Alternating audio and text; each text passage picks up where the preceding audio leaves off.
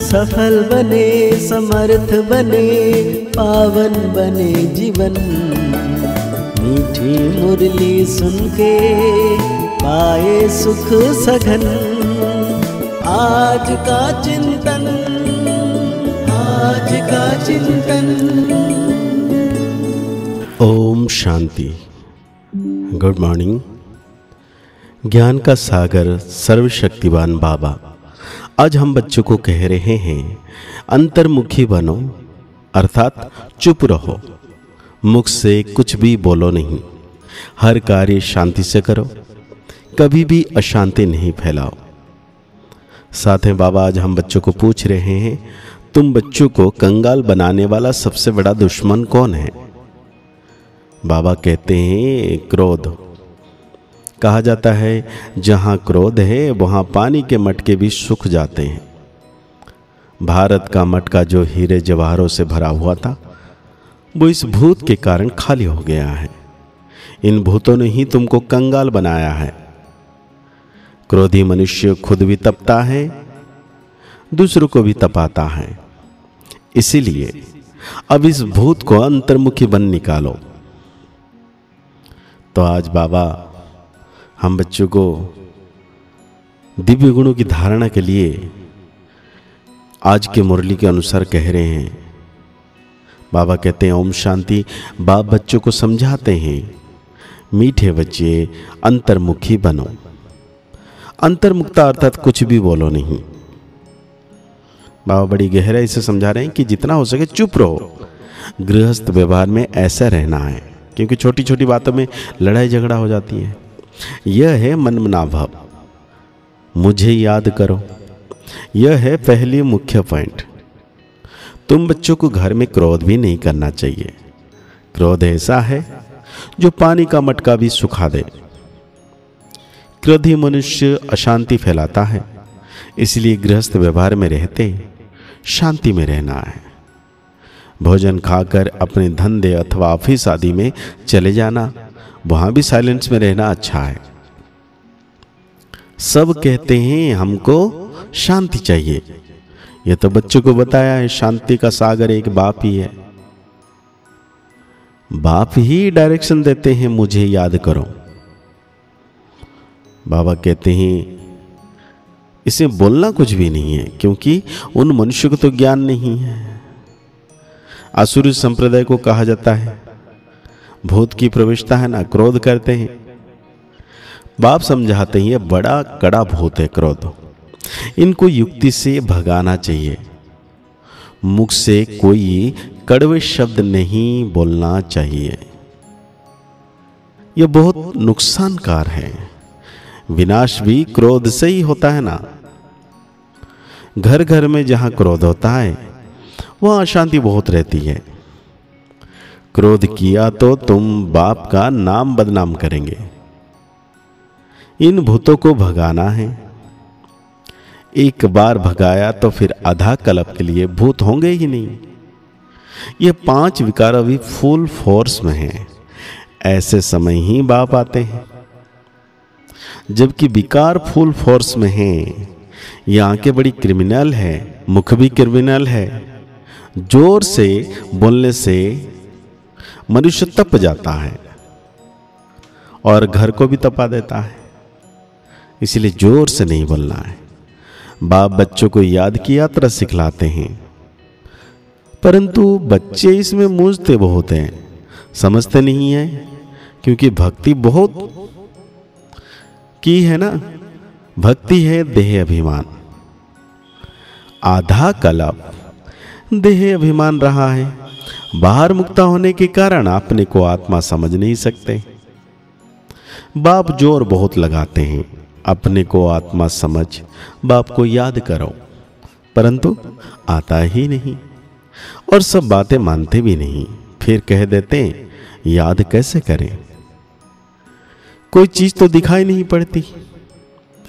उनको समझाया जाता है तुम अपने को आत्मा समझते हो, यह भी जानते हो यह बेहद का बाप है। मुख से शिव बाबा शिव शिव बोलना नहीं है। अंदर में जानते हो मैं आत्मा हूं। मनुष्य शांति मांगते हैं, शांति का सागर वो परमात्मा है।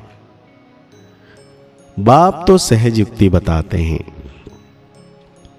बाकी करना हमको है। परंतु बच्चों में बहुत हैं जो शांति में नहीं रहते।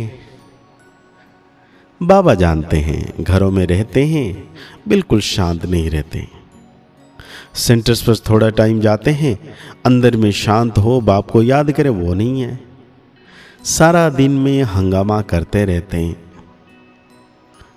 बाबा कहते हैं देवताओं में कोई भूत नहीं होता, ना देह अभिमान का, ना काम क्रोध लोभ मोह का, कुछ भी नहीं होता।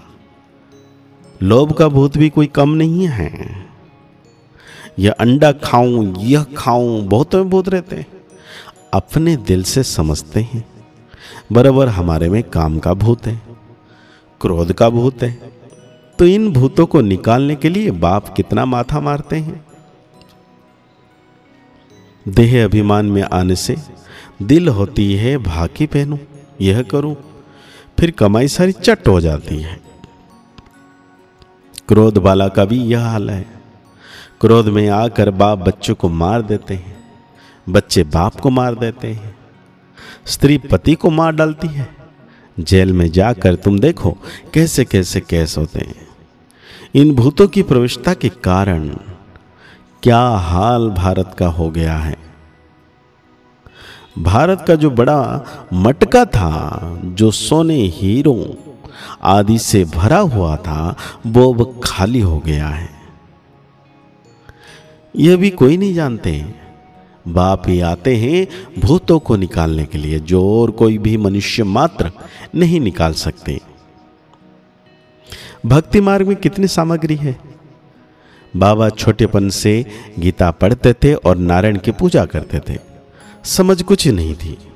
मैं आत्मा हूं, वो हमारा बाप है, यह भी समझ नहीं थी। इसीलिए पूछते हैं कैसे याद करूं। अरे तुम तो भक्ति मार्ग में याद करते आए हो। हे भगवान आओ, लिबरेट करो, हमारा गाइड बनो।